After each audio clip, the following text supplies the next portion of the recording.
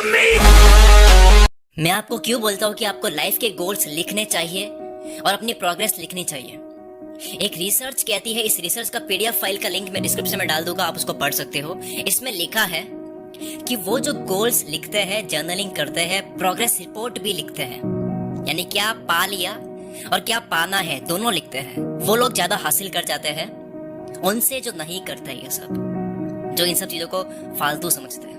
जो कि ये तो इस रिसर्च को पढ़ने से पहले भी मैं मानता था कि जो अपने किसी एक इंसान को अपने गोल्स के बारे में बात करता है, अपने गोल्स बताता है, साथ में रिपोर्ट भी बताता है, प्रोग्रेस रिपोर्ट भी बताता है पर वीक, यानी वो गोल सेटिंग के साथ में क्या अचीव करा अब तक, उसकी प्रोग्रेस रिपोर्ट की भी जर्नलिंग करता है, वो भी ज्यादा हासिल कर जाता है, वो भी अच्छा खेल जाता है।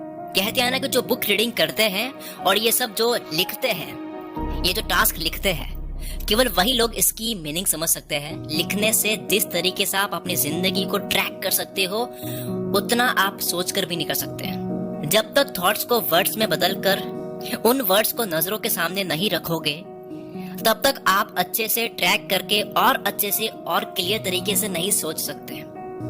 जितना जर्नलिंग करोगे उतनी डायरेक्शन परफेक्ट होगी, उतनी सोच सही से जाने लगेगी। और ये क्यों इंपॉर्टेंट है लिखना? क्योंकि इससे आपका फोकस तगड़ा होगा।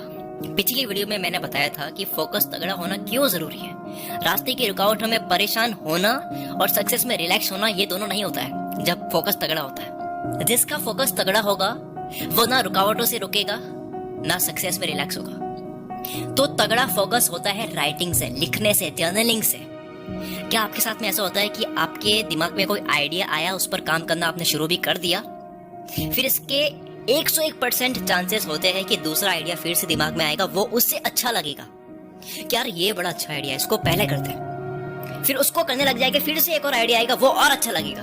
और ये लूप चलता रहता है, पूरी जिंदगी भर चलता रहता है। कुछ एंड कर ही नहीं पाते, स्टार्ट कर लेते हैं लेकिन एंड कर नहीं पाते, फिनिश नहीं कर पाते। तो इसे कहते हैं थोड़ी थोड़ी देर में अपॉर्चुनिटी दूसरी जगह, दूसरे आइडिया में सर्च करना। जब दिमाग अपॉर्चुनिटी सर्चिंग मोड में होता है तब ये एक अपॉर्चुनिटी में टिक नहीं पाता है, किसी एक आइडिया पर टिक नहीं पाता है। फोकस की वो ताकत है कि कोई इंसान आपसे बुद्धू है, मूर्ख है वो इंसान, लेकिन उसका फोकस एक चीज पर बहुत तगड़ा है।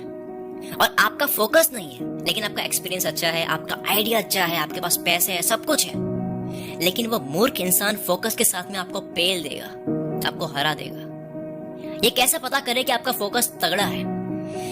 जब आप कोई एक चीज डिसाइड कर लेते हो, फिर उससे बड़ी चीज आपको कोई लगती है, अभी जो कर रहे हो उससे बड़ी चीज कोई और लग रही है, लेकिन आप रोक रहे हो अपने आप को कि नहीं, अभी जो कर रहे हो उसको पूरा करना पड़ेगा। फिर उस पे आइए, कैसी भी अपॉर्चुनिटी हो, कैसा भी आइडिया हो, आप अपने आप को मना कर रहे हो कि पहले मैं अभी जो कर रहा हूं उसको फिनिश करूंगा। हर इंसान जो कुछ अलग करना चाहता है उसकी जिंदगी में यह पल आएगा ही आएगा कि वो जो अभी कर रहा है वो सही नहीं लगेगा। एक टाइम के बाद में उसको वो करना सही नहीं लगेगा, यानी उसको अपना कमिटमेंट तोड़ने का मन करेगा कि यार ये अब नहीं करते हैं, नया आइडिया आया है वो ज्यादा अच्छा है, उसको करते हैं। इसीलिए आपको गोल्स, इसलिए बोल रहा हूं मैं, ये बात क्यों बोल रहा हूं, ये वीडियो मैंने क्यों बनाई है, इसीलिए आपको गोल्स और प्रोग्रेस लिखनी जरूरी है।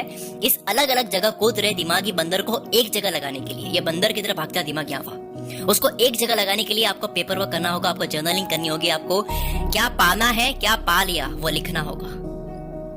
और ये कोई बहुत भारी चीज नहीं बता रहा हूं मैं आपको, कुछ ही दिन करोगे जर्नलिंग, उसके बाद में ये चीज आपको नहीं छोड़ेगी। अभी शुरू में आपको करना पड़ेगा, ट्रैक करना आपको थोड़ा सा पड़ेगा, फिर ये माइंड ऐसा प्रोग्राम हो जाएगा कि आप खुद ये आदत छोड़ना पसंद नहीं करोगे, आपको ये आदत पड़ जाएगी हर चीज को ट्रैक करने की। तो अभी जाओ, एक नोटबुक परचेस करो, एक पेन परचेस करो और राइटिंग शुरू कर दो। मोबाइल में भी कर सकते हो लेकिन मैं नोटबुक में करता हूँ। अपनी जिंदगी के सीए बन जाओ। जिस तरह एक कॉमर्स स्टूडेंट बिजनेस अकाउंटेंसी करता है, आप भी अपनी लाइफ की अकाउंटेंसी करो। जब मैं 11th में था उसमें अकाउंट सब्जेक्ट का फर्स्ट चैप्टर था जिसमें समझाया गया था कि अकाउंट सब्जेक्ट क्यों बनी। क्योंकि एक इंसान सारी चीजें याद नहीं रख सकता। हिसाब क्यों लगाना पड़ता है? क्योंकि एक इंसान सारी चीजें याद नहीं रख सकता। कितना काम करा, क्या प्रोग्रेस रही, क्या फ्यूचर में करना है, ये सब लिखना होता है। उसी तरह आप भी जिंदगी की बैलेंस शीट बनाओ। बैलेंस शीट में एक तरफ एसेट्स होती है, यानी क्या क्या कंपनी में कमा लिया, और एक तरफ लायबिलिटीज होती है, क्या क्या देना है, क्या क्या लगा उसको करने के लिए, फिर जाकर के नेट प्रॉफिट निकलता है। आप भी जिंदगी की बैलेंस शीट बनाओ कि इतना मैंने कमा लिया, इतना मैंने जिंदगी में अचीव कर लिया, ये सारे गोल्स मैंने पूरे कर लिए। और दूसरी साइड में लिखो कि इससे इतना अचीव हुआ, और ये भी लिखो कि क्या क्या करना है। फिर दोनों को मिला करके कि आपने क्या कर दिया, क्या करना है, दोनों को मिला करके नेट प्रॉफिट निकालो जिंदगी का, कि क्या प्रोग्रेस हुई है लाइफ की। चलो अब तक के लिए सिर्फ इतना ही। और हाँ, पहले मैं बहुत आलसी था, बहुत लेजी था, अब मैं बहुत बिजी हूँ। अगर आपको मेरी लेजी से बिजी तक की कहानी सुननी है तो डिस्क्रिप्शन में लिंक है और कमेंट में भी लिंक है। उस लिंक पर क्लिक करके वो कहानी पढ़ो। उस कहानी को पढ़ने के बाद में आपको ये समझ आ जाएगा कि आपको मेरी बुक टालने का कीड़ा क्यों पढ़नी चाहिए। सो अभी जाओ उस लिंक पर क्लिक करो और अच्छे से तसल्ली से उस कहानी को पढ़ो। Wish you all the very best. मैं शकील कुल मित्रा से आपके सपनों को सपोर्ट करता हूँ।